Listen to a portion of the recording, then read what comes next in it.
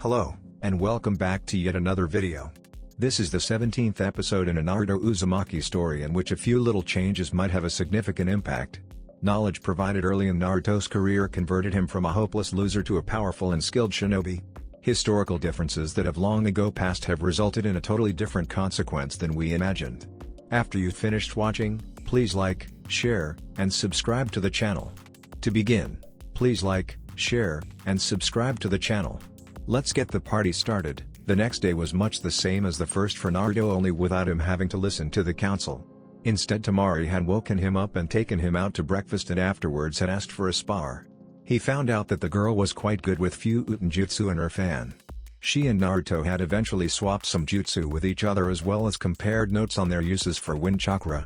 He had also spent some time with Gaara. And he could honestly say that he had never had a more amusing, was the appropriate word, time.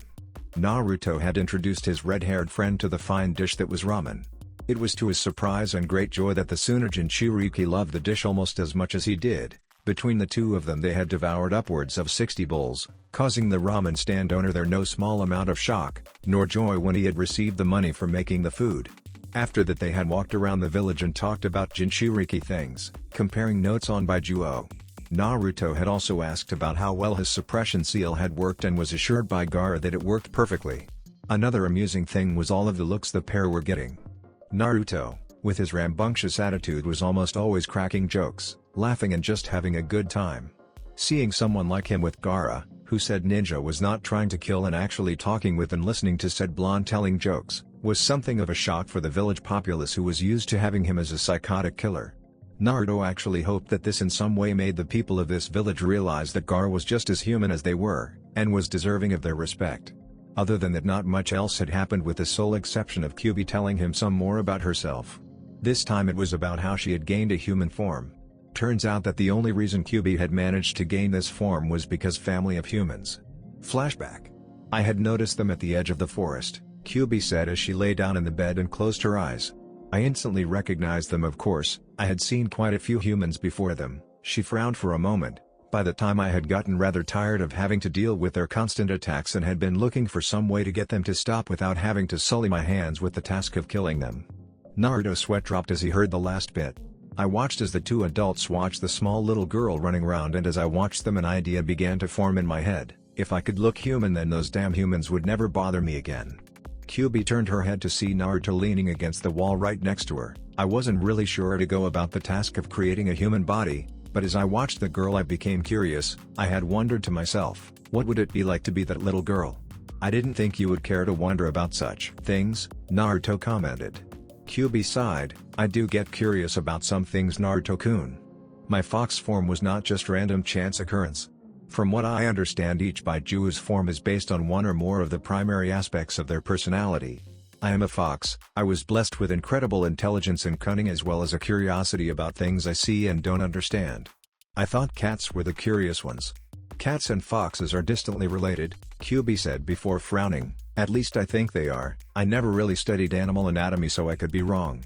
Kyuubi paused for a moment before continuing. Normally I'm able to control my curiosity, but at the time my mind was also wondering how I could create a human body for my own use. Anyways, as I watched them my body began to shrink and I began to change. Before I knew it I was an exact replica of that little girl I had been watching. After that I had come out of the forest and mimicked what the girl was doing. Seeing me, the family decided to take me in and raised me. Do you ever miss them? Asked Naruto, curiosity clear in his voice. Of course not, Kyuubi scoffed as she shook her head. I had never really gotten attached to them. They were humans, and though I looked like one, I was not. A smirk graced the redhead's lips. I think they always knew something was different about me. I was much more reserved than their daughter and did not like to be held or even touched. I tolerated it at the time because I was trying to learn how humans interacted with each other. It was one of the key gaps of information I had on humans. You know, you still don't seem to know much about human interaction, Naruto replied dryly. I didn't say I cared enough to interact with humans myself, Kyuubi shot back. I had only observed them for the most part. Once I had gotten all the information I felt was necessary, I began to manipulate them as I saw fit. I would manipulate my parents into treating me like I was the queen of the house and my sister was essentially my servant and go-between for other humans that were not a part of my family. Once my body began to come into its teenage years, I began to expand my influence. I had learned rather early on that the boys would cut off their own arms just to be near me.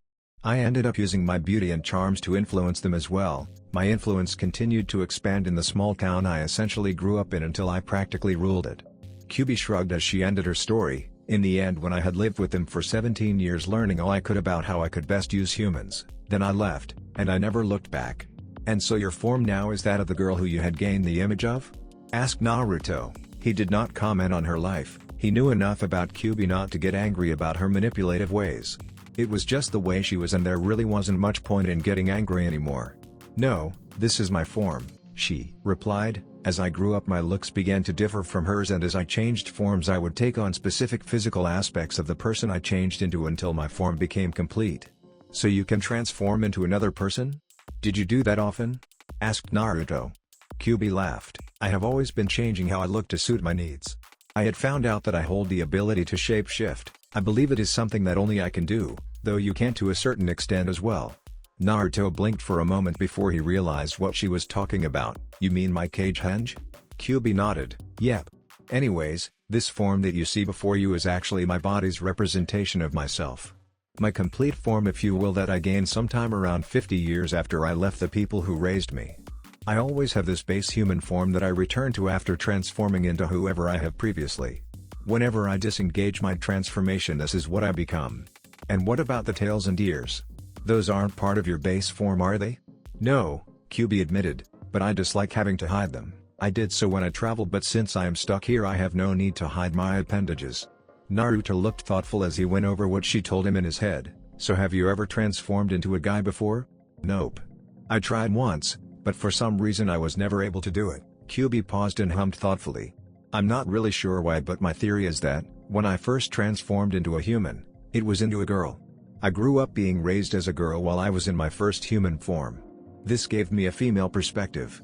Because of that, even though I am technically just a mass of Yuki, I have the mindset of a woman and therefore am a woman. I see. Naruto clicked his tongue in mild thought. I wonder why I can transform into a female then? Who knows? Maybe you're just more in touch with your feminine side. Yeah, maybe hey wait. Are you telling me I act like a chick? Naruto glared at the vixen. Kyubi gave him a cheeky grin that was eerily reminiscent of his own. Or was his similar to hers? Well, I didn't want to comment, but... That's cruel, Kyu-chan, Naruto sniffed. Sometimes you're so mean. I think I'm gonna cry. Aw, don't feel sad, Naruto-kun. Kyubi-kun, as she modulated her voice, much like she used to when using her beauty and charms to turn men into slaves. Unlike with other males she had used it on, Naruto merely felt a small shiver run down his spine. There's nothing wrong with that. And a lot of girls seem to like you, so I wouldn't worry. The redhead frowned at the thought of other women, unworthy human women, pawing at her container for a moment, before shaking the thoughts away. That was true, Naruto thought to himself, completely missing the look Kyubi had as he considered what she said. He had received 3 kisses from 3 different girls in the last 2 months. I suppose that's true. The blonde looked over at the redhead. Does Kyu-chan like me too? Kyubi looked over at him for a moment, unsure what to do. However, when she saw the teasing grin on his face, she knew he was trying to goad her, much like she had done in the past. She smirked at the thought that anyone would actually be able to get the best of her. She decided to make sure he knew this by setting her head back in his lap and nuzzling against him. Damn it, Kyubi. What the hell are you doing? Asked Naruto in a loud and embarrassed voice. What? Kyubi looked at him innocently. You asked a question. I was just hoping to answer it for you in the way I thought worked best. Flashback.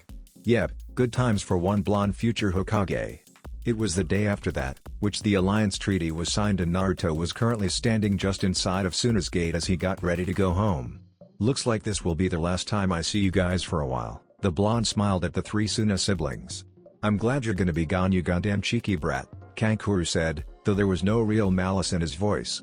Naruto merely grinned at the kid before Gaara stepped in front of him. I look forward to seeing you again, Naruto-san. Naruto smiled. Me too, Gaara. He held out his hand. Gaara blinked for a few seconds before realizing what the blonde wanted and grabbed the hand, shaking firmly. A moment later Gaara leaned in to whisper in Naruto's ear, if you hurt my sister I will kill you. Did he just play the protective brother card on me? Wondered Naruto while looking at the redhead Jinchuriki in no small amount of surprise. Well, he has been getting more protective of his brother and sister as of late. Well, maybe not so much Kankuro as he has Temari. The blonde was knocked out of his thoughts as Gaara stepped back and Temari stood in front of him with her hands behind her back and a coy expression on her face. "You take care of yourself, Naruto-kun. I expect to see you again when I'm back in Konoha or when you come back here." "You got it, Mari-chan." Naruto thumped his chest. "Next time you come to Konoha I'll take you out to Ichiraku's where they serve the best food in the world." Gaara, knowing the blonde's favorite food, licked his lips at the thought of the noodles that had subsequently become his own favorite food. Temari just smiled. "I'll hold you to that." She closed the distance between them and gave Naruto a hug and another kiss on the cheeks. "Alright," Naruto stuttered with a small blush on his face. Temari grinned while Kankuro gave a snicker, causing the blonde shinobi to glare at the puppet user. It left a moment later as he grinned at the trio. "I'll see you guys later." Naruto turned around and let loose, taking off like a jet fighter and kicking up sand as he made his way out of the village. Naruto had cut through the desert and forests of Kaze no Kuni and Hai no Kuni respectively at a ridiculous pace, making it to Konoha within the record time of one day. Since it was nearly nighttime and Naruto doubted Tsunade was awake, either from being tired from the day or drinking herself into a stupor, one or the other, Naruto decided to get some sleep before giving his report. The next day Naruto arrived at the Hokage's tower and greeted Shizune at the front desk. "Hey Shizune-chan. How are you?" Shizune looked up and gave Naruto a large smile. "Naruto-kun, it's good to see you. How was your mission?" "Me can't complain," Naruto shrugged before giving a grin. "The company was nice and I got to see some new places, so overall it was good." "That's good, you can head on in to give your report. Tsunade-sama should be available." Shizune gestured towards the door. Grinning, Naruto slammed the door open. "Hello Bachan. You're so lucky I'm comfortable, brat, or I would have pounded you into the Hokage monument," Tsunade said from her position on the couch. She was holding a bottle of sake in one hand and a saucer in the other. Meanwhile a Kage Bunshin was sitting on at her desk working furiously on the paperwork. "I see you're putting my knowledge to good use," Naruto smirked as he entered the room and sat down on the couch next to Tsunade. "You look quite comfortable." Tsunade grinned as she took a sip of sake. "I have to admit, you're a genius for coming up with this. Shizune can't even complain because I usually finish my paperwork sometime before lunch. So I take it the mission was a success?" "Of course. Were you expecting any less?" Naruto grinned as he held out the scroll that held the treaty. Tsunade grabbed the scroll and tossed it to her clone, who caught it before setting it down on the desk and continued working. "Not really. So do you want another mission, or do you have other plans in mind?" "You know, I'm not really sure." Naruto stood up and stretched before turning back to the blonde woman with a grin.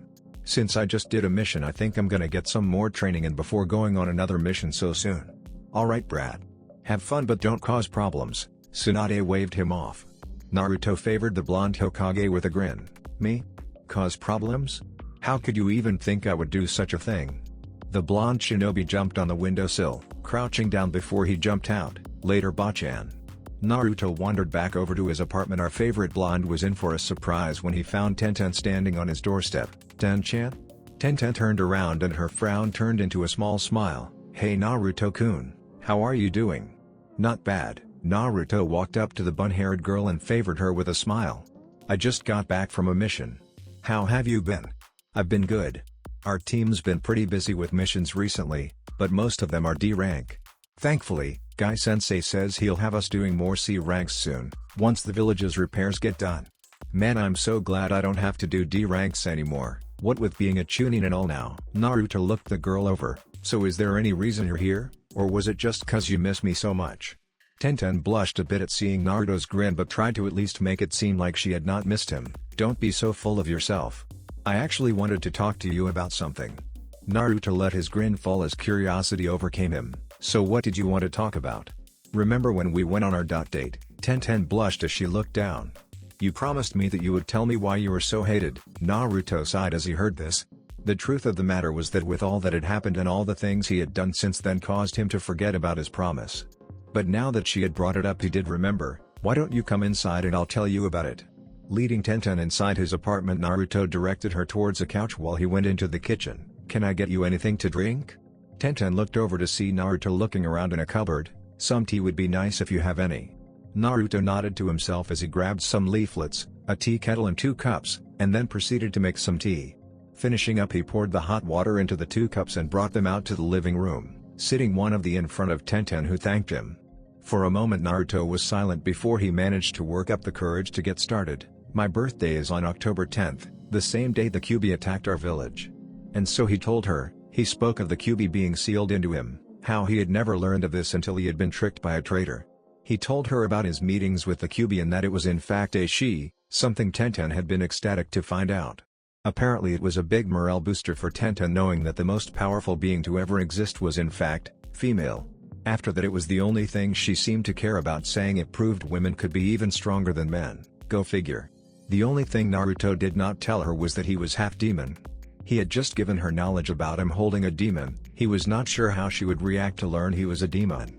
Naruto had even relented and finally told her everything about his A-ranked mission in Nami no Kuni. From fighting the demon brothers, to meeting Zabuza, meeting Haku and then Haku's eventual death. Tenten could understand why he had not told her, the story being sad enough that she could not even find it in herself to be jealous that he had met a member of the Kari Shinobi Gatana Nanan and Shu.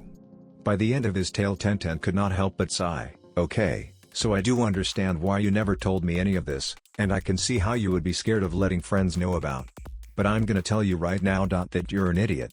Had Naruto not been seated he would have face-faulted. As it was he merely sweat-dropped. May I ask why? Well, for one, my dad told me to never let anyone other than myself judge you after we first met. Another thing is that I know you very well. You can't honestly think I would believe someone who acts as goofy as you is a demon. Though from what you've told me, Kyuubi isn't really bad. She paused and tapped her chin in thought for a moment before adding, though I wouldn't call her misunderstood either. And lastly, I can tell the difference between something that's been sealed and the thing it's sealed into. It's like how I seal my weapons in a storage scroll. Just because I seal my weapons in the scroll, does not make the scroll the weapons that are sealed into it. Naruto smiled at how Tenten seemed to just accept it. Were he a lesser man he would probably be crying. Thankfully he wasn't a lesser man, he was one of the manliest men this side of Konohagakure. You keep telling yourself that, Naruto-kun, Kyuubi piped up and burst his delusions of grandeur. You were so mean, Q-chan. Naruto gave the equivalent of a mental pout. Sometimes I really hate you. Aw, I love you too. Naruto? Said Blonde looked at Tenten who seemed concerned. Are you crying? Huh? Naruto rubbed his eyes to see tears. Trying to make a quick cover-up he rubbed his eyes dry, making sure to ignore the laughter from Kyuubi echoing in his mind. PFT. Of course not, I just got something in my eyes is all. Uh-huh, Tenten withheld a giggle. Yeah you do, you've got tears in your eyes. Naruto scowled when it became obvious that his bun-haired friend did not believe him. A few seconds later though it was replaced by a smile before the blonde surprised Tenten and engulfed her in a hug.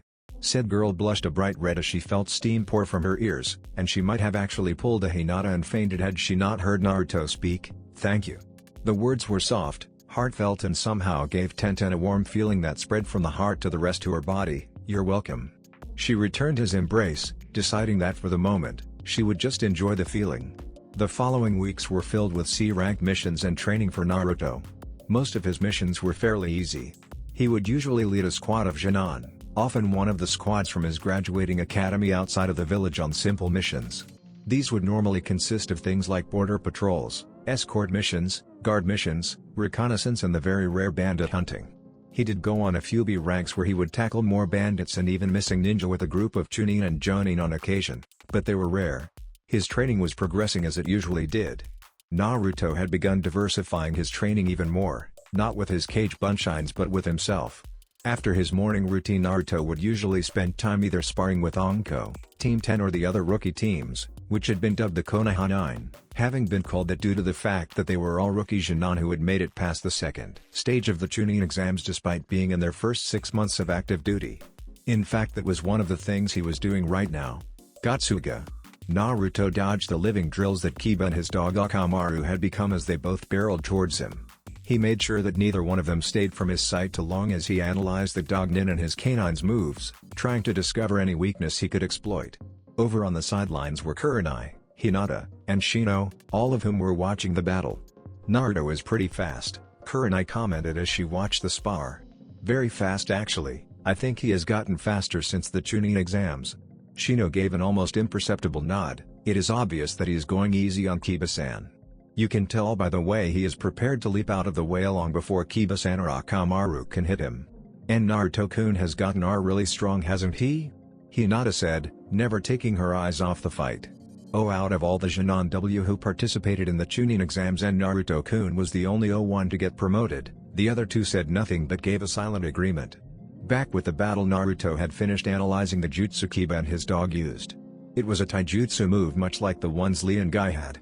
Only this one relied on rotating one's body and using the claws that were a genetic trait of the Inuzuka clan's Kake Genkai to become a drill and tear the flesh off of opponents. While powerful if the jutsu hit, it had a lot of weaknesses. One being that it only moved in a straight line, meaning unless you had something to bounce off of, you could only really use it once. Another was that it was slow to gather the necessary amount of rotation to generate enough power to become a drill. And the last, was the weak spot right in the very center of the drill when it came at you. It was this weakness Naruto exploited. Waiting until the two came at him from opposite sides in the hopes of catching him off guard, Naruto crouched down and when Kiba and Orochimaru were practically on top of him lashed out. He jumped into the air, spinning his body in a corkscrew, and set a foot towards Kiba and a fist towards Orochimaru. The foot smashed right into Kiba's head, stopping his forward momentum and using the generated kinetic force to launch him backwards. Orochimaru had the same effect, but being much smaller it was not as pronounced. Ouch! What the hell? How come I can't hit you? Kiba growled as he rubbed his head. Naruto looked at him for a second before shrugging. Your jutsu depends on several conditions to be met before it becomes ideal for use. The first is you have to be faster than your opponent. The second is you have to catch your opponent in a position where he can't use the weak spot I just hit. And the third? Kurama interrupted with her own question as she and the other two Jonin came on the field. There is no third, so long as those two conditions are met the jutsu should work just fine.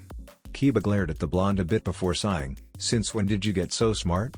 Naruto gave Kiba a grin. I've always been smart, everyone else was just too stupid to notice. Lies. Aw, come on Q-chan. Do you have to ruin it for me? Kyubi's laughter passed through his mind, yes. Spoil sport. Naruto shut off his mental conversation and grinned at the members of Team 8, so who wants to spar next? Or perhaps all three of you should give it a go. Naruto grinned as he walked off the training field an hour later, leaving three unconscious Jonin and an exasperated Kurama behind. As he made his way into Konoha proper he never noticed a small figure following him. Hyuga Hanabi watched as the blonde who had defeated Neji and nearly won the entire Chunin exam walked down the street. Much like her sister had before her, the young white-eyed girl had taken to following the whiskered blonde around, studying him the way one would study a science experiment. She continued to follow the blonde as he passed around a corner, only to stop when Naruto seemingly disappeared. Is there a reason you're stalking me? Kia. Hanabi let out an undignified shriek as she spun around and saw Naruto standing behind her with an amused expression. The young Hyuga did her best to gain her lost dignity as she glared at the blonde, though that only served to increase said blonde's amusement. You know, if you're going to stalk someone you should do it properly. Naruto tilted his head to the side as he gave the girl a smirk. I knew you were following me the moment I left the training field. When the girl continued her glare Naruto sighed, look, are you gonna stare at me all day or are you gonna tell me why you were stalking me? Hanabi flushed but was determined not to let the obnoxious blonde get to her, at least not any more than he already had. I was not stalking you as you so succinctly put it, she claimed with a huff. Oh? Naruto raised an eyebrow, so what would you call trying to tail someone without letting them know you following them? Hanabi blushed again but it soon turned into a scowl as she glared at him. You defeated Neji-san, she said, completely ignoring his question. Naruto blinked as she stared at the girl curiously, you're related to Neji? Well, of course you are with those eyes. So, how are you related to him? Hanabi's right eyebrow twitched, obviously, I'm his cousin. I see, Naruto nodded, and you're stalking me because I kicked his ass and you're upset. I am not upset. Hanabi growled as she began to lose her Hyuga cool.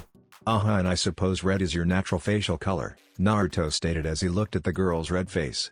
Hanabi's face began to take on a shade of purple as she stared at the blonde who was mocking her. She looked like she was just about to explode, or implode, whichever came first. However, she did none of that as she seemed to take a hold of herself and her face regained its Hyuga look. I don't know how an idiot like you managed to beat Neji-san, Hanabi mumbled under her breath. However, it was loud enough for Naruto to hear. Well, if you'd like to find out how I beat Neji, you're welcome to try and find out, Firecracker. Naruto smirked as he saw Hanabi's face change colors again. What did you call me? Hanabi asked with a cold glare. Naruto grinned, Firecracker, you've got such a feisty attitude I figured the name suited you. Why? Don't you like the name Little Firecracker? Don't call me that?" Hanabi ground out, punctuating each word. Naruto just laughed. "Yeah, not gonna happen, firecracker." The blonde gave the girl a condescending pat on the head. When Hanabi tried to Juuken strike him, the blonde disappeared in a swirl of leaves, reappearing right behind her. "Boo!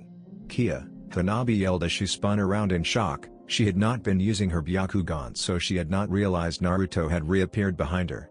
"So are your eyes defective or something?" asked Naruto, picking out his ear with his pinky. "'Cause Neji wouldn't have been caught by surprise had I done that."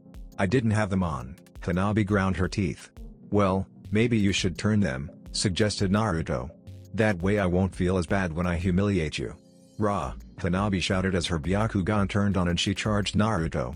A frontal assault? Naruto mentally questioned himself. Is she serious?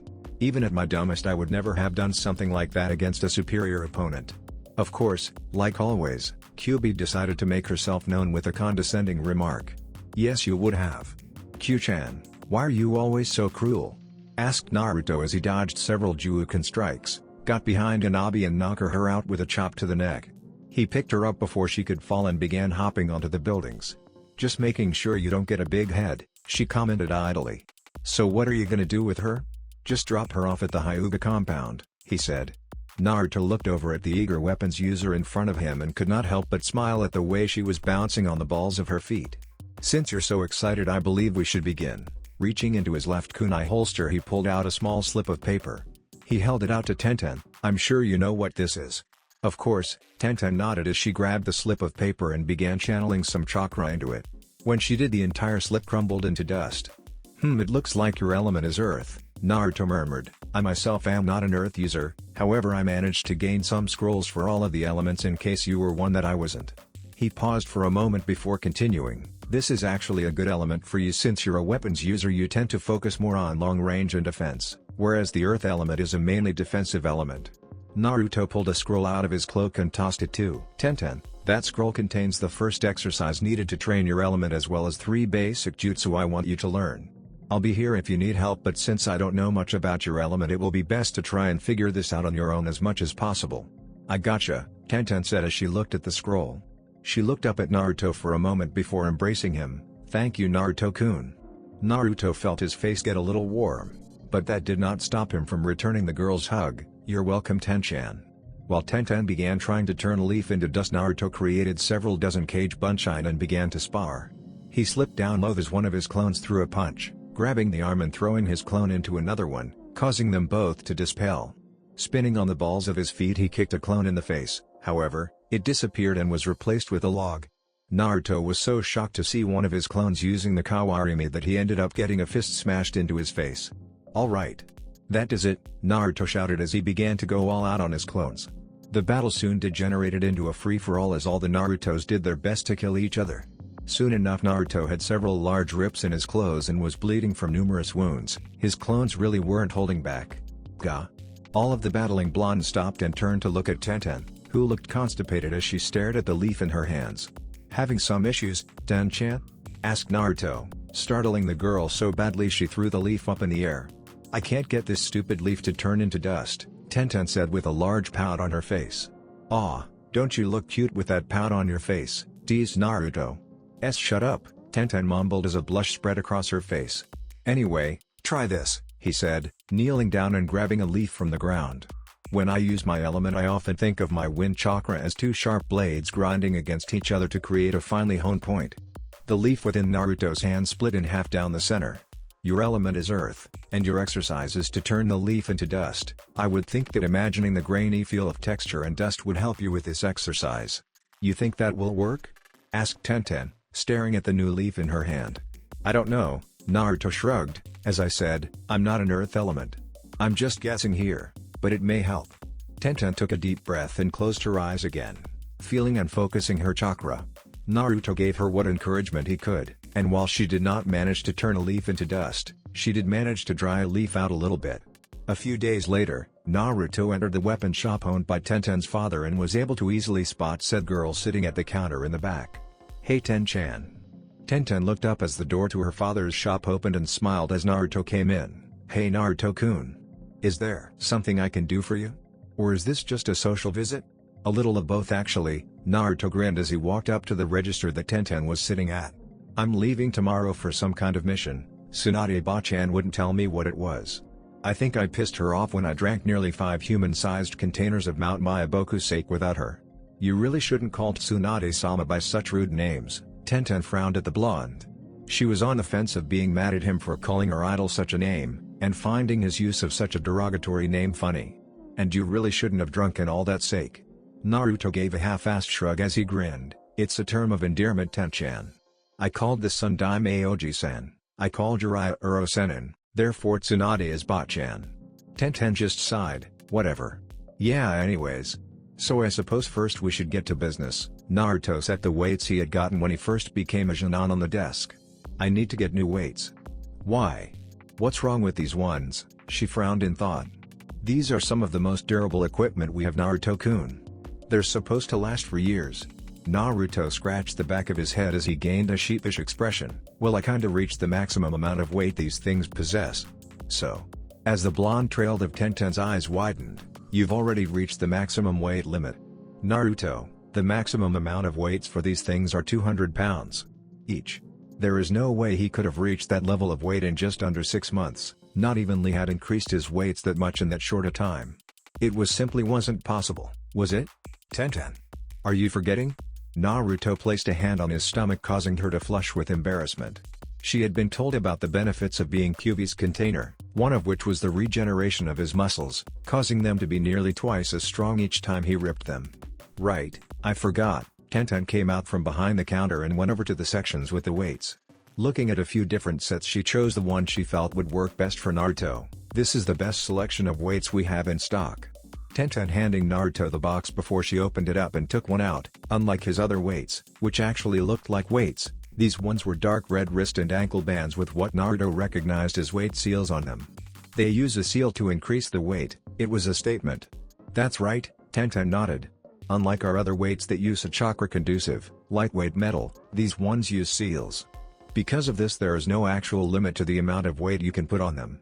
At least we have never found a limit. People have to wear them in order to activate the weights, so the most we have seen added was 600 pounds to one of them. Naruto nodded. I'm guessing they're expensive? 10,000 yen, Tenten confirmed. Naruto had never been so thankful that he had started doing exclusively C and B ranked missions. The amount of money he had gotten had nearly tripled, giving him a nice sum of cash that he had saved up.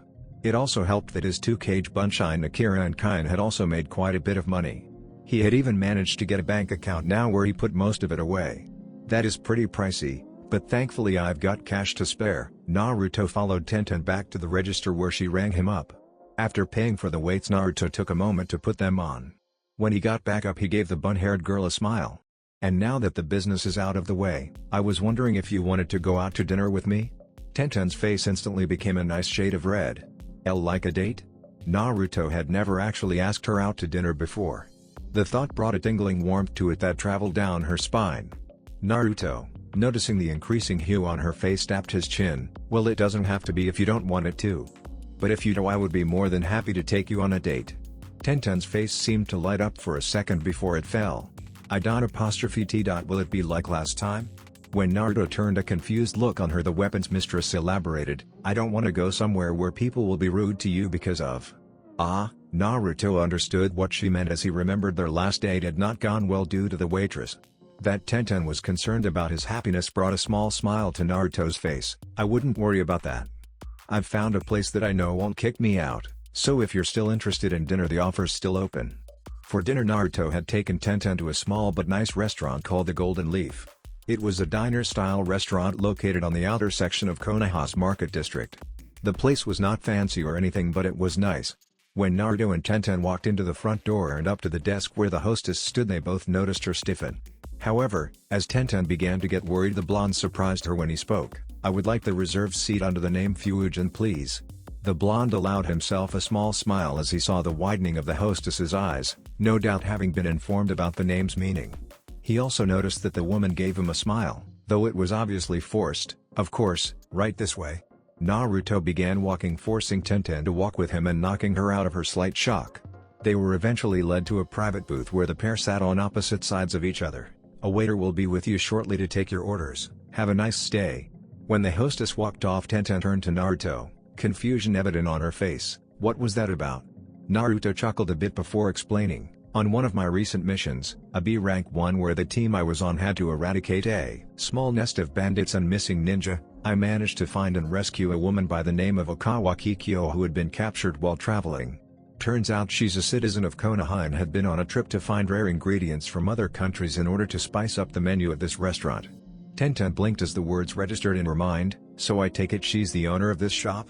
"No, her husband is the owner, while she works the menu." Naruto smiled a bit. When Kikyo-san told her husband about how I rescued her, I guess he just had a change in heart, because the next thing I knew he had found me after I had been returning from a mission and told me that if I ever wanted a place to eat, I was welcome here.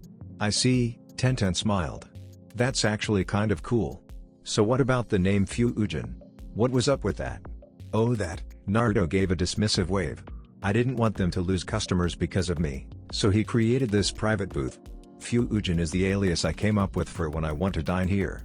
Since my elemental chakra is wind-natured, I thought it would be a good idea since Fuujin means wind god." Tenten covered her mouth to hide a small laugh. "A little grandiose of a name, don't you think?" Naruto gave a pout as he crossed his arms. "I wanted something cool, that, and I couldn't think of anything else." This time Tenten let out a rather loud laugh, causing Naruto to puff up her cheeks comically. "It's not funny." However, this only seemed to make the girl laugh that much harder. She managed to calm down in time to deliver her order when the waiter came, and after that the two made some more small talk. Most of their discussion was centered on various new weapon designs the two were trying to come up with. Naruto, having for the most part turned away from pranks with only his sarcasm and occasional torturing of Sasuke and Sakura being the closest thing that could be considered as such, had put his pranking mind to other uses. One of those had been to help Tenten design new weapons or improve old ones. They had come up with several different weapons, a few of which Tenten's father was in the process of making and a few that were unfeasible for the moment and had been put on the shelf. After dinner they had walked around one of Konoha's parks before Naruto escorted Tenten home, getting a kiss on the cheek goodnight, much to Kaido's, who had been watching from inside the shop, disgruntlement. After that Naruto went home, knowing that he would need a good night's rest for whatever mission he had to go on tomorrow. The next morning Naruto found his way into the Hokage Tower. He paused and thought for a moment, should he go through the front door, or the window? Making a decision, he channeled some chakra through his feet and jumped up all the way to the window to the Hokage's office. "Good morning, Bachan." Naruto greeted, ducking under an empty jar of sake. "Good morning, brat / hey what's up brat?" Naruto blinked when he heard the other familiar voice in the room, "Anko ne-chan?" A grin worked its way on his face as he saw the purplet. "Hey! What's up? Am I going on the mission with you?" "Yes you are," Tsunade interrupted before Anko could say anything, causing said woman to pout. "You guys have two more people who are going to be going with you. We just need to wait for them." As if on cue the door opened and two people walked in, Hokage-sama, Izumo and Kotetsu reporting for a mission. "Izumo? Kotetsu?" Naruto looked at the pair as he scratched his head. "You two are finally getting away from your gate guarding duty?" The pair looked over at him before grinning. "Hey Naruto." Kotetsu scratched his cheek with his index finger. "I guess we are. A good thing too, I was getting bored guarding that damned gate all day every day." "I don't see how you can complain," Izumo shook his head. "Guard duty is an important job. We're protecting the citizens of Konoha every day, you should be proud of that." "Is that what you tell yourself to go to sleep at night?" Naruto grinned at the brown-haired Chunin. "Seriously dude, I don't know how you people can sit there day in and day out. The monotony must be killer." "Ahem," Tsunade coughed into her hand to get everyone's attention. "Now that I have your attention." The busty blonde woman tossed a scroll to Anko. "Your mission is to escort and guard the daimyo of Kiba no Kuni, Land of Claws, to Tatsu no Kuni, Land of Iron, and then guard him during a negotiation process he is having with the daimyo of Ta no Kuni. Isn't Tatsu no Kuni that samurai nation?" Naruto commented as he tapped his chin and looked up at the ceiling in thought. "The one that's managed to maintain its autonomy through all three great shinobi wars? So a B rank then?" Anko pocketed the scroll. "Well, it's not exactly what I had in mind, but I suppose it will do. Actually, due to the oddity of this mission, it will be considered A rank," Tsunade corrected, getting Anko to turn back to her. "You see, the daimyo from Ta no Kuni has hired bodyguards from Kumo. As you know, it's something of an oddity to have two different ninja villages on the same mission, and while we are not on unfriendly terms with Kumo anymore, I certainly would not call us friends either." Anko hummed for a moment, I suppose that makes sense. Still, I can't see anything going wrong. There are a lot things that can go wrong on a mission like this. Naruto gave the woman a smirk. I mean, you're going on this mission, right? Oh ho, looks like the brat's grown up pair since he became a big bad chunin. Anko grinned, licking her lips a tad. Looks like when we get back I'm gonna have to take you down a peg or two. Naruto gave a grin to match the purple-haired snake summoner. You think you can still beat me like you used to? You are welcome to try, just don't complain when I kick your ass 6 ways to Sunday. Ha. We both know that you're 1,000 years too soon to beat me. You know you keep lengthening the amount of years it's gonna take me to beat you every time you say that. You must be in need of an ego boost if you're expanding your yearly limit like that. Tsunade received several tick marks on her head as she continued listening to the two bickering, and a part of her wondered if it was a good idea to send them on a mission. Meanwhile, Izumo and Kotetsu were looking back and forth between the pair, placing bets on who would win this war with words. Oh, for the love of will you two shut up, Tsunade shouted, her anger getting the better of her as she threw a paperweight at Naruto and a sake bottle at Anko. Both of them ducked under the thrown objects and turned to look at Tsunade. Sorry about that, boss lady / Bachan. Tsunade rubbed her head as she felt a serious headache coming on from the pair. Just go out, your employer will be at the North Gate within the next 2 hours. Alright. Everyone get your shit together and meet by the North Gate in 2 hours, Anko shouted, raising her fist in the air. I'll see you all then, later Bachan. Naruto grinned as he towards the open window and jumped out. The others left in their own way, Anko shaking her head and leaving in assumption while Kotetsu and Izumo left through the door. Tsunade sighed and pulled out a bottle of sake. Maybe it was a mistake to let those two take a mission together. Curse that damn brat, Orochimaru cried out, taking deep heaving breaths as the pain in his arms and now his whole body felt like it was on fire. Damn him. I'll kill that stupid blonde Janan the next time I see him. Orochimaru-sama, you must calm down. Kabuto entered the room, frowning at the way his master was thrashing about.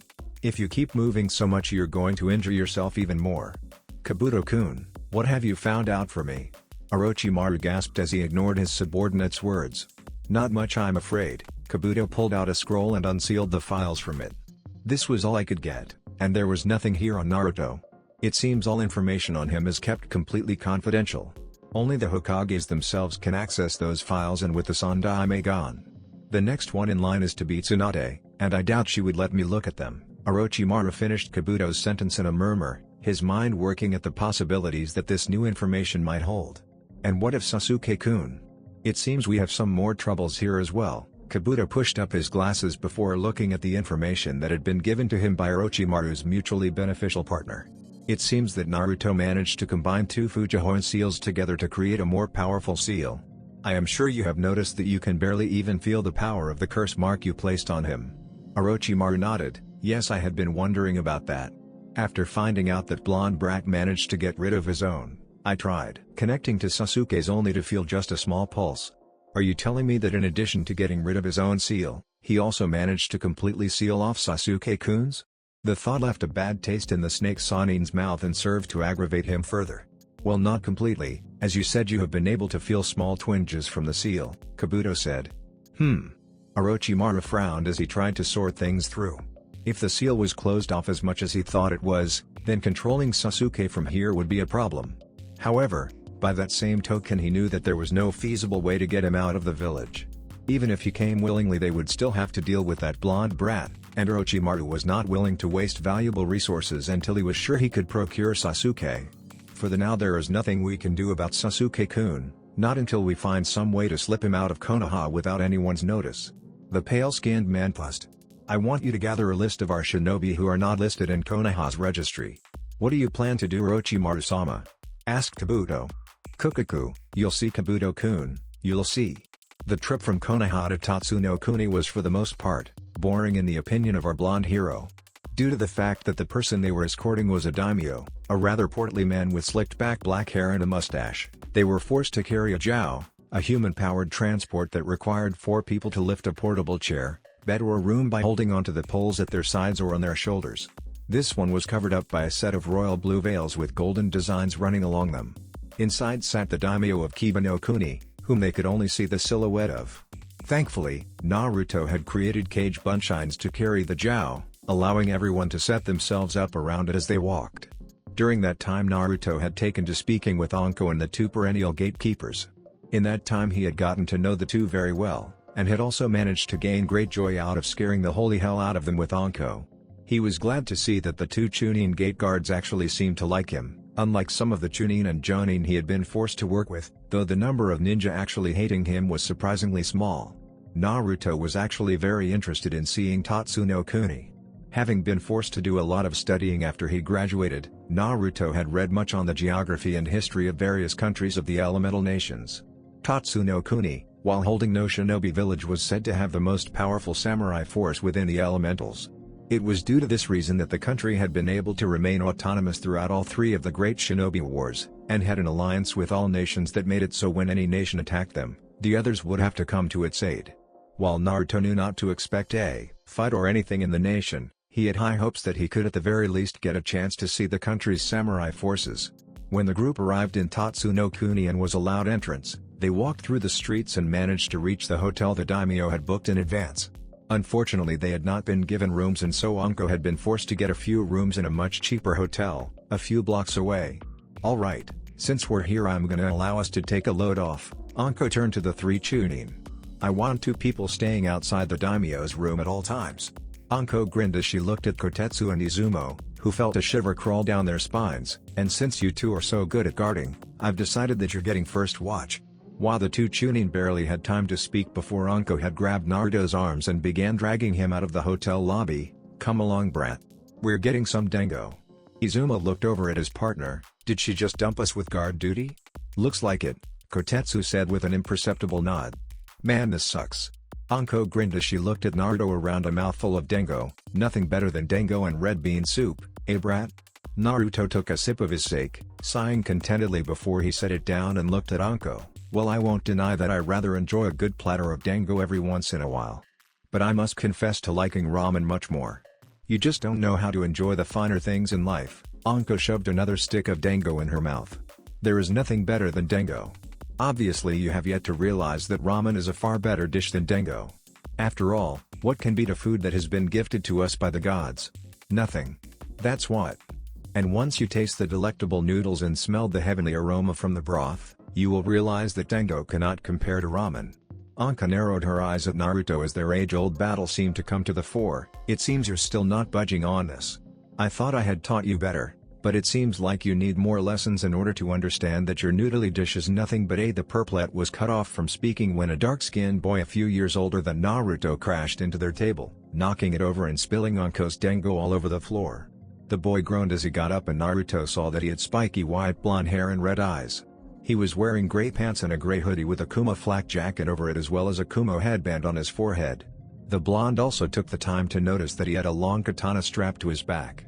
A few seconds later a young dark-skinned girl the same age as the dark-skinned boy came stomping out of a restaurant. She had long red hair and amber eyes.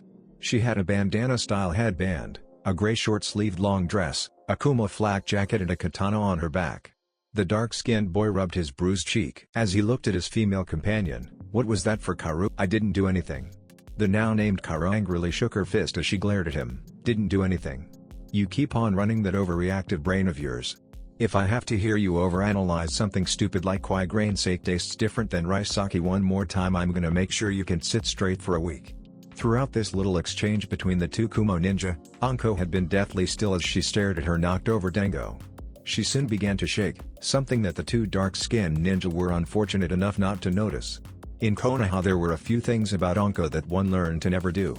The first was to never call her any derogatory names unless you were on her good side. This was something most of Konoha's civilian populace found out early on when a woman had called her a snake whore for a traitor and was seen in the hospital later that day with snake bites all over her body and her nipples looking like they had been bitten off.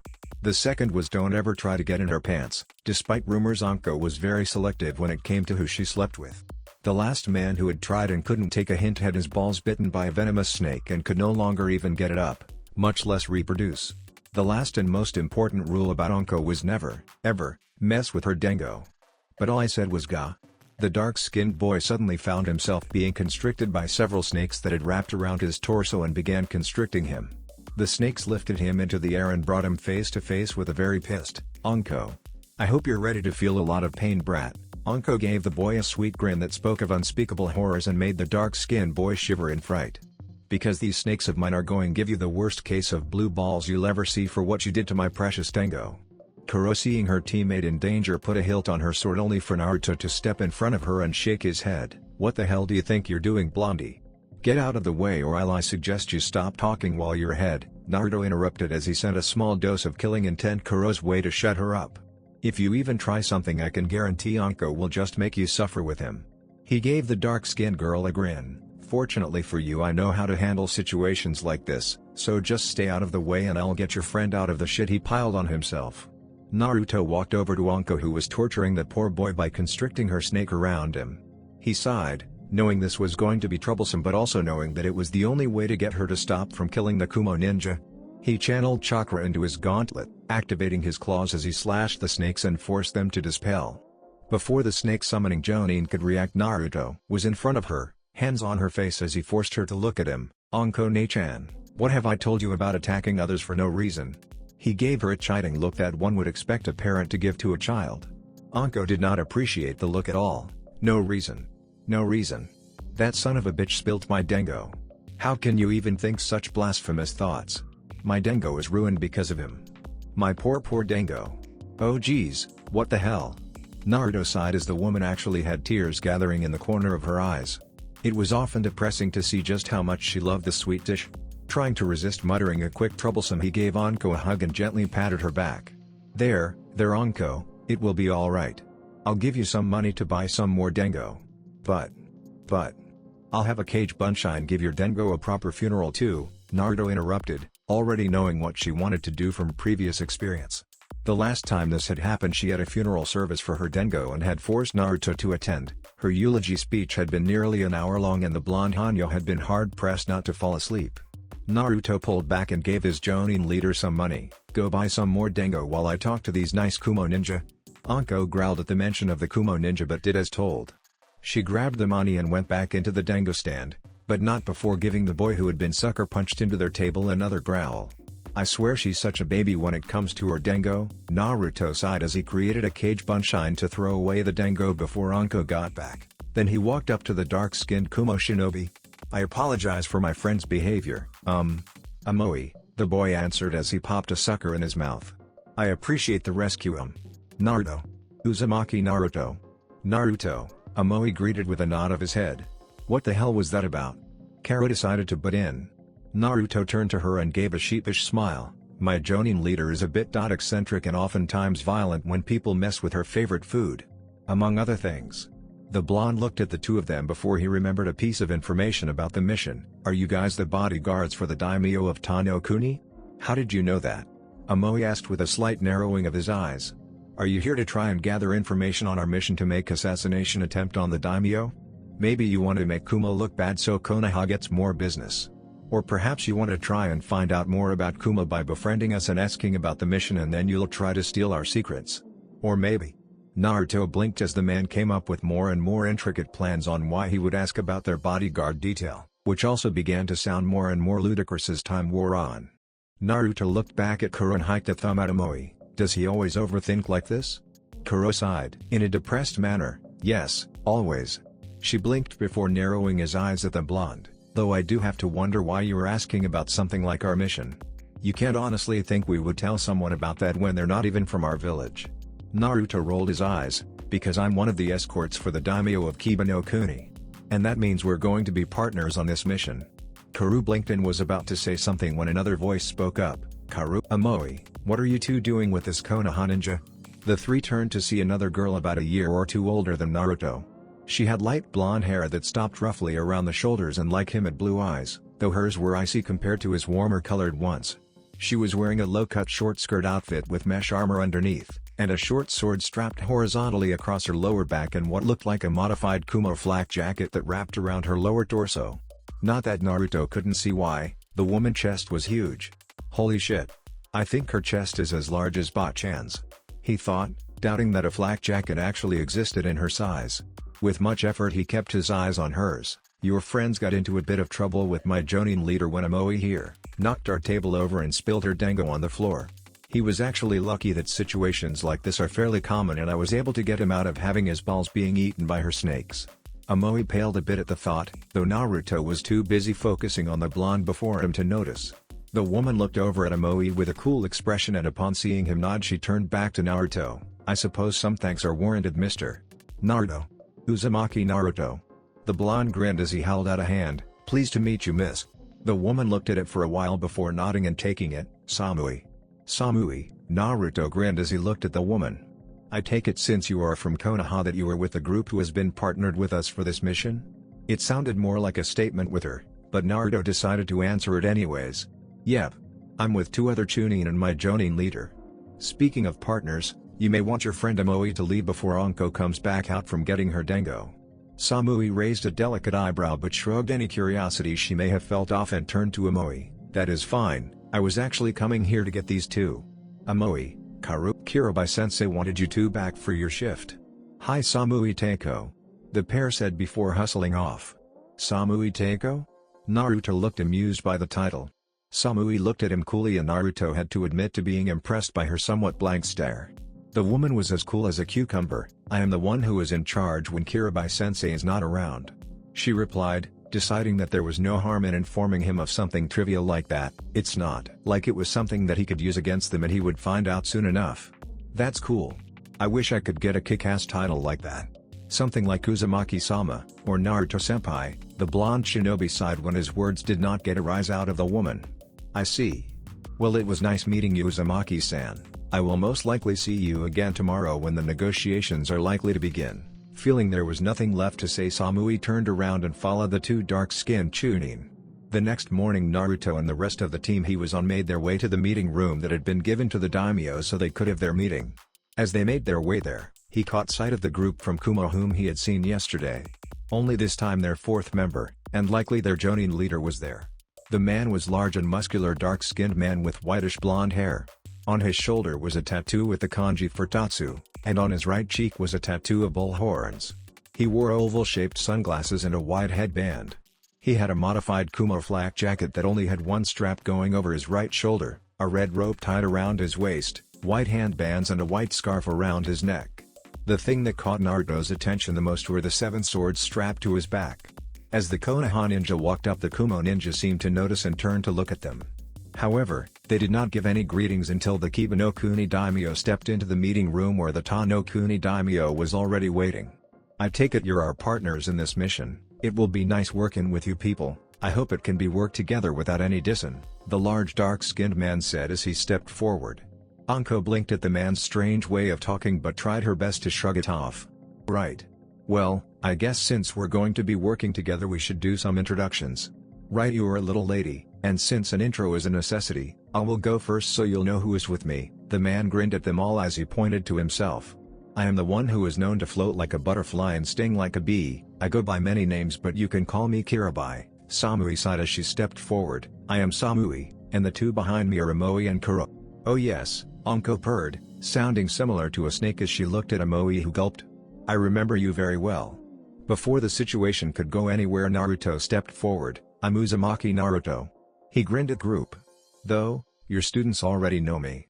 Anyways, the crazy lady who looks like she's about to eat your student Amoi alive is Anko, and the other 2 are Kotetsu and Izumo."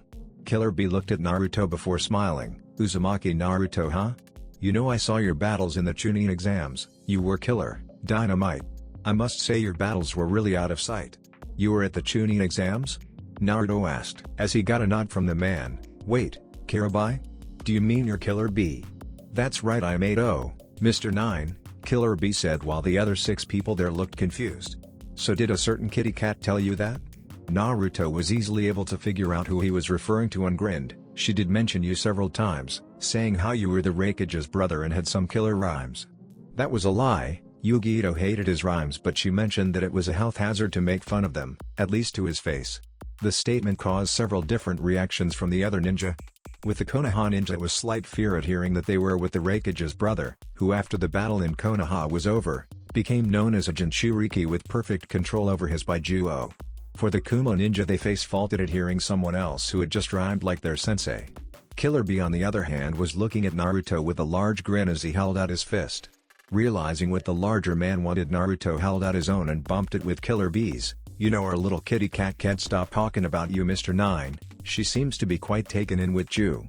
Really thoughts of you seem to make her shine. Naruto's eyes softened a bit at hearing that.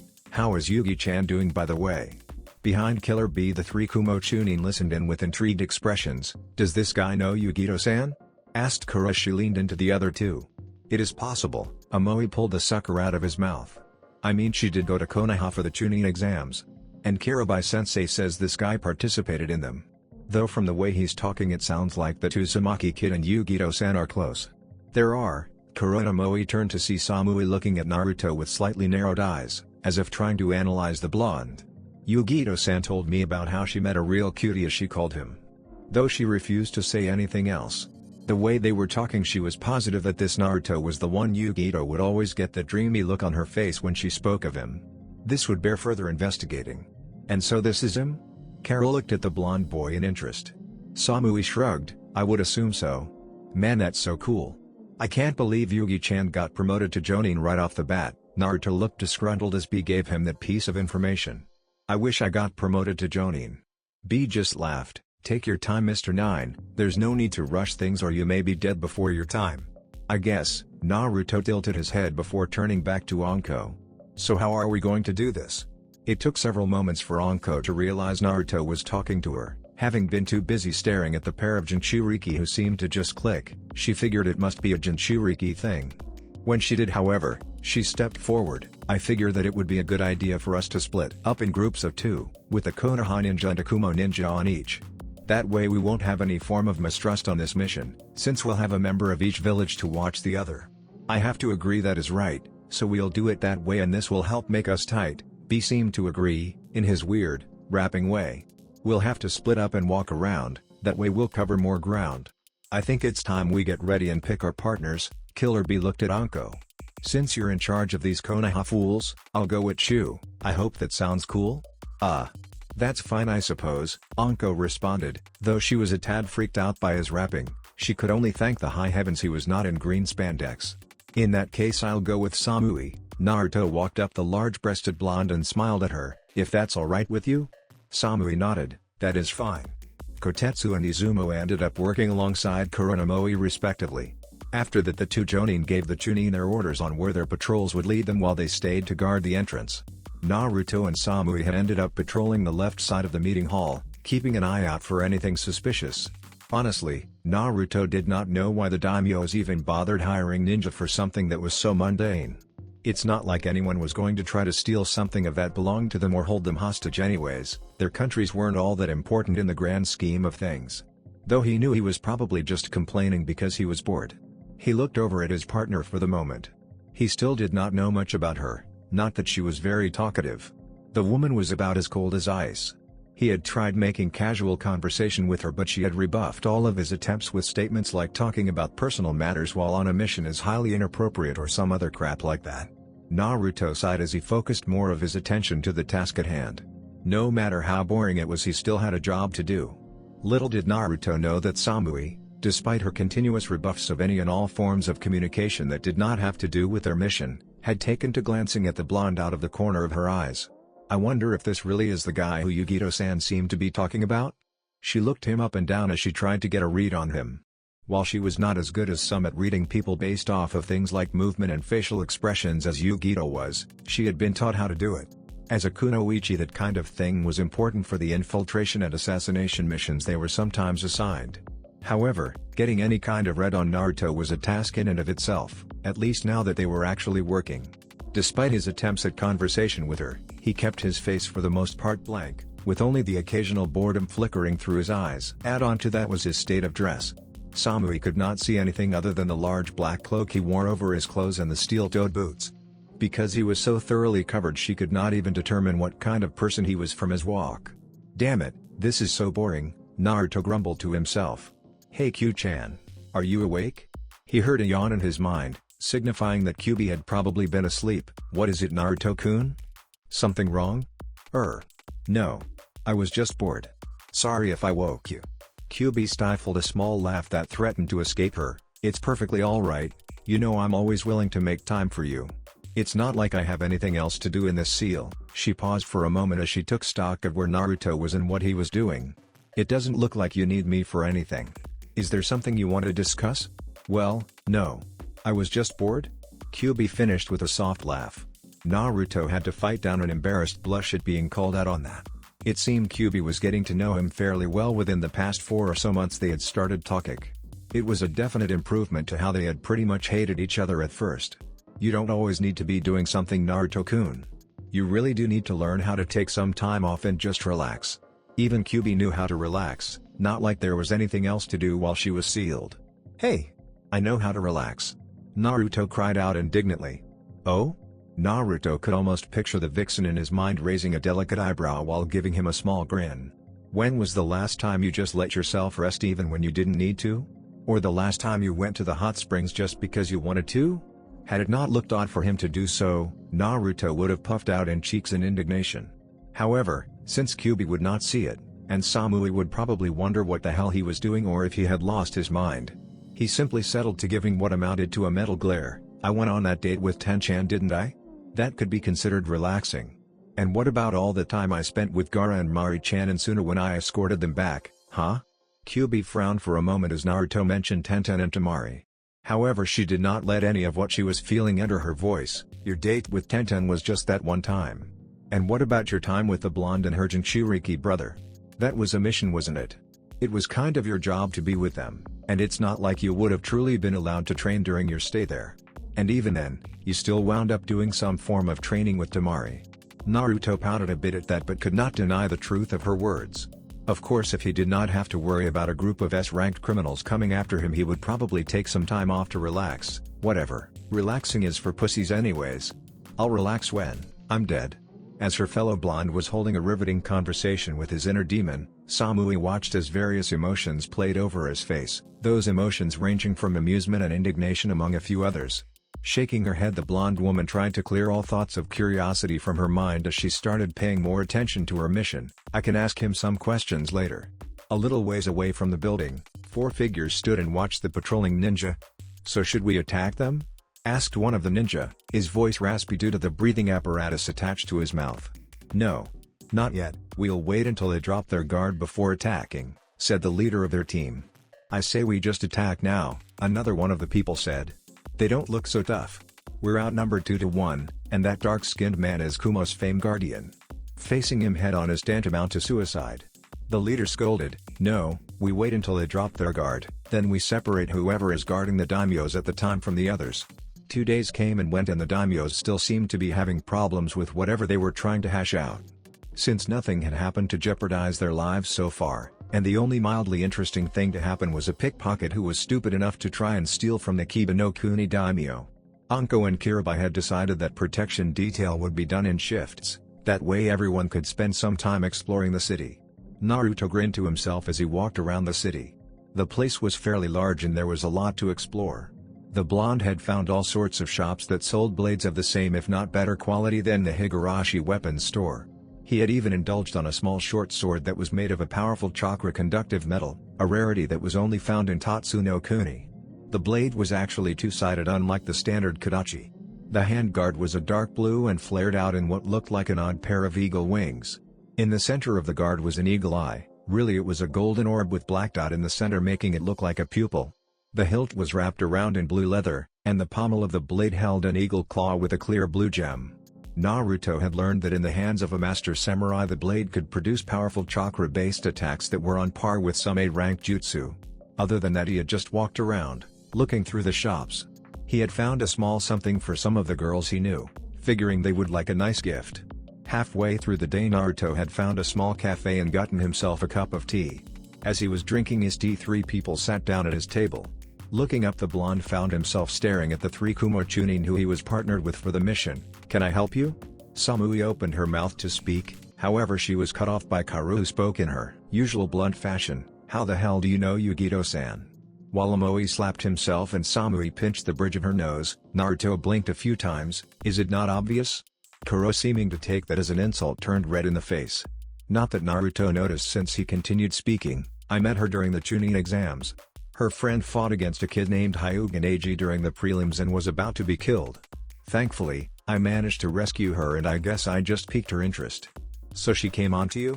Samui sounded intrigued. Naruto blushed a bit. Well, I don't think she necessarily came on to me or anything. I had been told that she had visited me in the hospital after my battle with Gaara, a ninja from Suna, and I decided to visit her and see why she had gone to visit me. He shrugged a bit. We just sort of hit it off after that.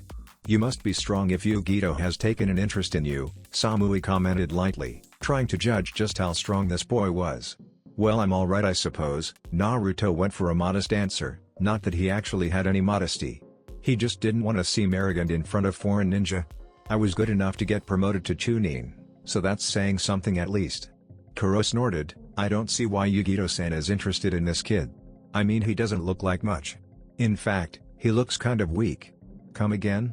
Naruto asked, standing up and glaring at the girl. Perhaps you'd like to get some first-hand, up-close and personal experience to see how strong I am. I can guarantee that I can kick your ass. Keep himself modest be damned. He was going to shove his foot up this girl's ass if she kept up with that mouth of hers. What was that? Kara growled, standing up and forcing Amoi to grab a hold of her. You wanna go, punk? Rather than look angry at this, Naruto looked amused. You want fight me? Seriously?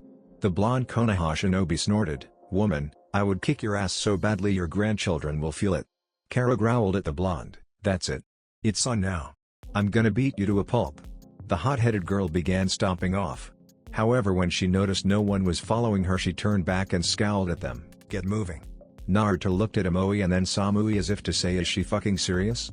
We might as well just follow her, Amoi said after a while. It's almost impossible to get her to do anything when she's like this. Naruto ran a hand through his hair. Fine, I was getting bored with all this goddamn monotony anyways. They came upon a large clearing a few miles outside of the city. Naruto grinned a bit at the thought of getting some excitement in. He looked over at his opponent who was glaring at him. So how are we gonna do this? Are there any rules to this little spar of ours? There will be no crippling or killing blows. This will be a Tai and Kenjutsu match only, Samui said, sighing at the situation they were now in. I suppose I'll be the judge of this match. She looked at Naruto and Karu, one whom was in a fighting stance and the other who had her sword out. Hajime. Almost as soon as the battle started, Naruto appeared right in front of Karu, aiming a jab at her head. Said Kumo Kunoichi eyes widened as she reacted on instinct and slashed at the hand. However, Naruto proved to have quick reflexes as he brought his hand back, letting the sword pass through nothing but air. Not having expected to hit nothing, Kuro's sword overswung where her target had been. This allowed Naruto to plant a kick in her torso. Kuro's eyes widened as she let out a breathy oof. And skidded back several feet. She rubbed her ribs, which felt like they had cracked from the attack. Looking up, she saw her blonde opponent looking at her with disinterested eyes. That seemed to rile her up again, and despite the creaking in her ribs, she rushed back in. Naruto dodged an overhead swing from Kuro's blade, and then jumped back as she slashed at him. During the redhead's assault, Naruto made sure to judge her swings, timing them to see how long his window for a counterattack was. When he felt he had gotten the timing down, he waited for the next swing before striking. Kuro made a downward slash that Naruto sidestepped, right before he brought a foot down on her blade, sending it into the ground. Naruto kept a foot on the blade, making sure Kuro could not pull it out. Almost at the same time, his two fists flew out from his cloak, hitting the red-haired girl in the solar plexus and the stomach. Kuro folded over like a cheap lawn chair, coughing up spit and a bit of blood as she held onto her stomach and tried to regain her lost breath. After several seconds, the redhead felt ready to stand but could not when she found a blade pointed at her throat. I believe this battle is mine, Naruto stated, looking over at Samui. Said woman nodded and let Naruto claim victory. Naruto pulled his blade away from Kuro and allowed her to stand. Damn it, I can't believe I lost so easily. Kuro rubbed the two spots where Naruto hit her, knowing they were going to be bruised the next morning. That's what happens when you underestimate an opponent. Naruto gave an uncaring shrug. Not so bad for someone who looks really weak, right? Naruto sighed while Kuro glared at him. Anyways, I'll catch you guys later. Chances are Anko and B are looking for us. Tossing a parting wave over his shoulder, the blonde Konoha shinobi left the three Kumo Chunin. I guess he's a lot stronger than you thought, Amoi said as he popped a sucker in his mouth. This is what happens when you run off at the mouth so much. Perhaps you should learn to think before you speak, it may help keep things like this from happening again. Shut up, Amoi, Karu yelled, wincing a bit as she felt the stinging in her stomach. I'll admit he's stronger than I thought, but I only lost because I underestimated him. Next time I'll get him. Amoi just shrugged, not sure whether he believed she could win or not. He turned to their blonde teammate and leader. What do you think? Samui rubbed the back of her neck as she watched the spot where Naruto had left. I think Yugito was right. He is pretty cool, and cute. I wonder if he gives good massages. Kuro's eyes widened as she turned to watch her female teammate walk off. She can't be serious, can she? The redhead turned to look at Amoi. Can she? Amoi just shrugged as he patted her on the shoulder and left, making Kuro follow him, still shouting. The rest of the mission went by easily enough. Thought that was after Naruto had gotten scolded for picking a fight with their joint team. Naruto had ended up guarding the daimyo all of 2 times, and the rest of his time was spent exploring the city, or hanging out with his apparent new friend Samui. The blonde female seemed to have taken a bit of a shine to him after he had defeated Kuro with minimal effort. In fact, almost immediately after his spar, if you could call it that, with Karu, she had managed to find him and surprised him with an unexpected request. Flashback. Several minutes after kicking Kuro's ass. Uzumaki-san. Naruto turned around when he heard the voice and saw Samui walking towards him. Can I help you with something, Samui? You're not mad that I beat your teammate, are you? Samui stopped in front of him and shook her head. No, I'm not mad. Kuro tends to overreact to things and is very quick to anger. She gave a small bow. I would actually like to apologize on my teammate's behalf. Naruto blinked a few times before grinning. There's no need for you to apologize. Hell, there's no need for Kuro to apologize. I was getting pretty bored anyways, and there's nothing like a fight to get the blood pumping. Samui looked at him oddly for a second. So you're not angry at Kuro or anything? No, why? Should I be? Naruto shrugged. I'm not one to care about things that happen in the past too much. Besides, I'm pretty sure she's learned her lesson, and if she hasn't. Naruto gave the blonde a grin. Well, I suppose I'll just have to kick her ass again. You're a very strange person, Uzumaki-san, Samui commented. Yugito-san was right about you. Naruto scratched the back of his head and adopted a look of confusion. Yugi-chan's been talking about me? What has she told you? Yugi-chan? Samui filed his nickname for Yugito away as she answered his question. Just a few things about yourself. She told me that you were very strong even though you've only started your shinobi career recently. And she told me you were very kind, friendly, sweet and very cute. Ugh. What is it with the whole cute thing? I don't want to be cute. Naruto mentally ranted. Why his fellow blonde Jinchuriki insisted on calling him cute rather than giving him a more appropriate and manly description was beyond him. His right eye gaining a small twitch as he heard Kyubi laughing in his mind. So does she talk about me often? She does on occasion, Samui said. I get the feeling she misses you. Naruto's eyes softened a bit at that as he felt a small warmth that spread throughout his being. I miss her too. He paused when he noticed Samui narrow her eyes very slightly, and got the feeling that he might want to switch subjects. So is there anything else that you wanted to talk about, Samui? No, well yes. Samui paused and for a second looked unsure about herself before taking a deep breath and plunging in. I was just wondering if you wanted to hang out with me during some of our free time on this mission? Well, that was unexpected. Naruto looked at her for a few seconds as his mind registered what the young woman had said. When he did, he gave the girl a megawatt smile. Sure thing. It would be nice to spend some time with a beautiful girl like you. When Naruto said that, Samui's eyes widened just a tad, before a blush spread across her face. It wasn't much, just a small line of pink that tinted her cheeks, but it was enough that Naruto, who had been getting more experienced when it came to dealing with women, noticed. Thank you, Uzumaki-san. Naruto held up a hand to interrupt her. Please, enough with the formalities.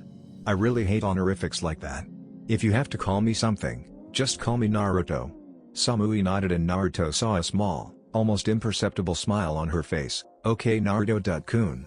When we get some free time, come over to the hotel I'm staying at. She reached into a pocket on the inside of her vest and pulled out a small piece of paper. Naruto watched Samui leave with a small sway of her hips before turning his eyes on the ripped sheet of paper she had given him. Opening it up, he saw that it contained the name and address of the hotel she and the other Kumo ninja were staying at. He chuckled a bit before pocketing the paper and heading back to his room with a large grin on his face. Flashback end. It was 2 days after that when he and Samui went on their date. Samui had taken him to see a movie, one of the first princess-scale movies done by the actress Fujikaze Yuki. The woman's choice of movie had actually surprised Naruto, who had not expected a movie that was heavily based in fantasy and romance to be something a woman like Samui would like. Not that he was going to complain. However, while Samui asking him on a date was surprising but not completely unexpected, or more like, he had somewhat come to expect things like this to happen given the amount of times he had been asked on a date by other girls. What happened the day after his spar with Kuro was. Flashback. Naruto blinked a few times as the memories of the cage bunshine he had sent on patrol came back to him. He was not surprised when they reported nothing. He looked over at his partner for the day, Kaoru, who was currently looking off into space, a look that was a sharp contrast to her hot-headed self yesterday. He looked away from the redhead and resisted a sigh. After he had come back yesterday, Anko had given him a half-assed verbal lashing about proper conduct when working a joint mission. Not that she was really into scolding him. Naruto had gotten the impression that she was more upset at the fact that he had beaten one of the people they were working with and just did not invite her to see it. "Hey Naruto? Did she just call me by my name?" Naruto wondered as he looked over at Kaoru, who was currently turning her head away from his. "Yes Kaoru." I. Kaoru bit her lip before sighing in exasperation. "Look, I'm sorry for being rude the other day, okay? I didn't mean to upset you or anything." Naruto tilted his head to the side as he looked at the redhead.